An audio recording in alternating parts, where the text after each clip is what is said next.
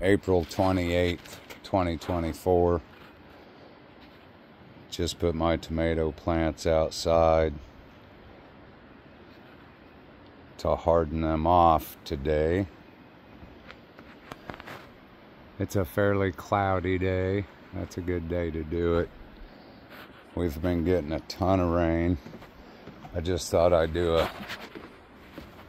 short garden update because I haven't done one in a long time, and I haven't done one early spring in a long time. I decided to grow a lot of lettuce this year. The only reason I have netting over this bed is I've got 2 Pac-Man broccoli plants that I planted. It's way too late to be planting broccoli in Kansas right now. The only reason I planted broccoli right now is because I want to save the seeds. It's hard to find the seeds, but there is a company here in town that sells the plants, so I bought a couple and decided to grow them for the seed. This is Little Gem lettuce. I don't know if I mentioned these in here. This is Butter Crunch lettuce. These heads are just enormous. But anyway, this is Butter Crunch lettuce, or this is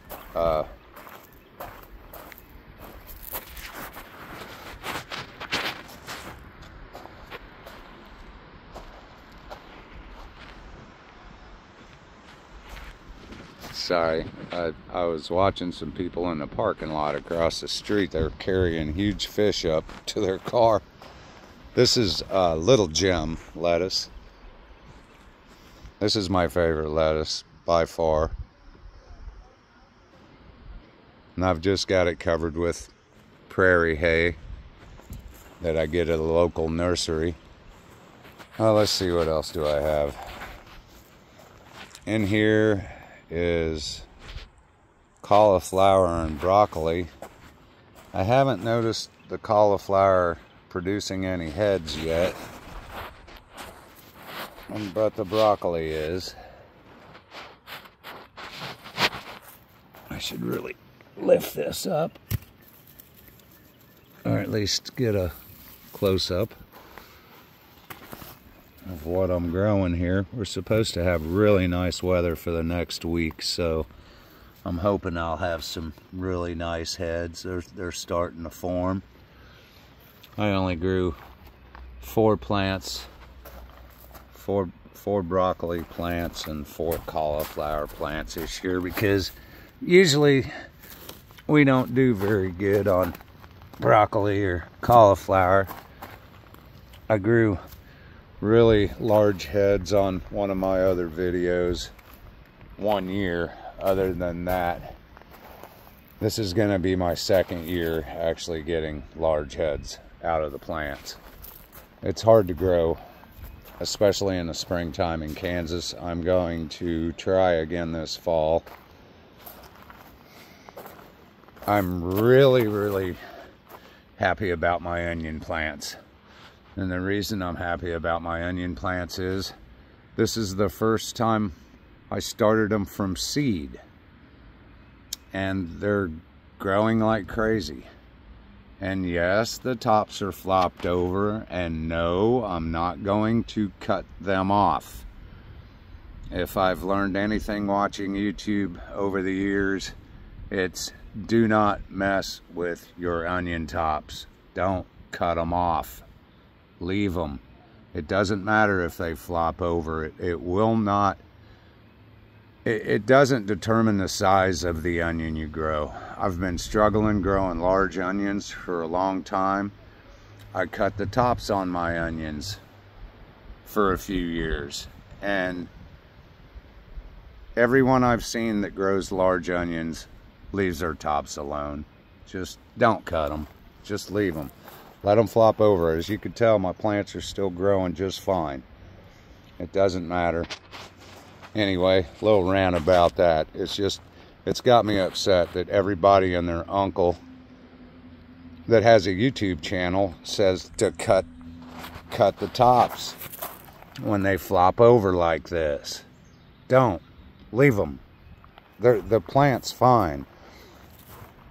As far as I know, they get their energy from the leaves. So if you think about it, if you cut the leaves off, when the bulb starts producing, where's it supposed to get the energy from?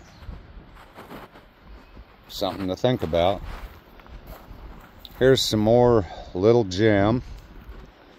I'm getting some bug damage. I don't have a clue what's doing it. But as you can see, there's some holes. I've got some more onions planted in here. They were just leftovers, so I thought I'd put them in here with my lettuce. Turns out it's probably a bad idea because they're not getting very much sun, being buried underneath the leaves of these huge, huge lettuce heads. I don't think I've ever grown a little gem this large. They're big. Anyway, garlic. I grow garlic every year. Gotta have my garlic. Love it, love it. This is Red Roja. I call it Red Roja. It's R-O-J-A. I think it's pronounced Roja. And something else I decided to try again this year because I never had good luck growing peas in my garden. So I looked on the internet and I found Lincoln peas, which are these right here along this trellis. I planted a double row, one on each side of the trellis. They haven't started flowering yet. I also grow snow peas. They are flowering. Not only are they flowering, they're producing. I've got small snow peas already. The reason I planted the snow peas again this year is because I planted these last year and had so many snow peas with my salads, I didn't know what to do with all the snow peas. So I let quite a few of them at the end of the spring go to seed, and I replanted them again this year. And I couldn't tell you which ones they are because I had several ones in seed packets, and to be honest, I didn't remember which ones it was that I planted. So that's why I let them go to seed and harvested the seed, because I knew they did really well and I wanted to grow them again this year. But they do fantastic, whatever type they are.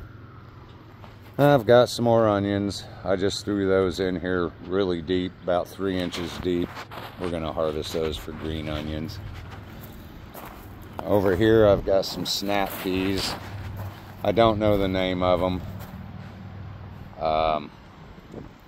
but it's my first year trying them. It's also my first year trying the Lincoln peas, and they say they're really, really, really heat tolerant.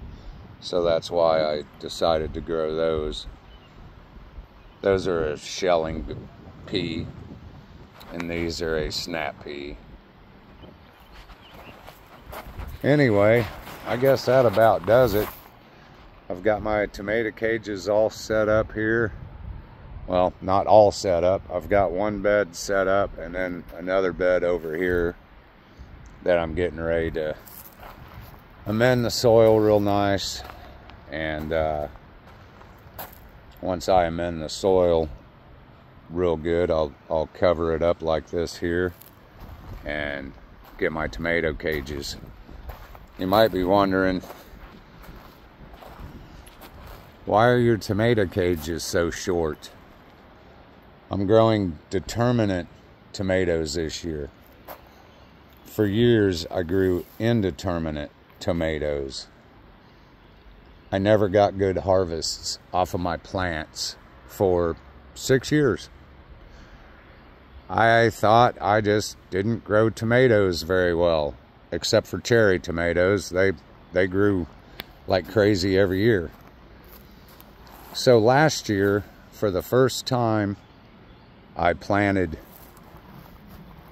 determinate tomatoes, and I had so many wonderful tasting, big, beautiful tomatoes. The nice thing about them is they set their fruit in a really short window. And before all our bugs get here, before disease takes them, they actually produce tomatoes. So that's what I'm doing from now on. I'm growing determinate tomatoes. This bed back here is going to have taller cages in it because I'm still growing my indeterminate cherry tomatoes in this bed. So I'll be using the taller ones. But anyway, that's just a little update. I might do another video when once I plant my cucumbers and my tomatoes and my okra. We'll see. But anyway, that's just a little short update, a little rant about onions, because I'm just tired of seeing it everywhere. Cut your tops, cut your tops.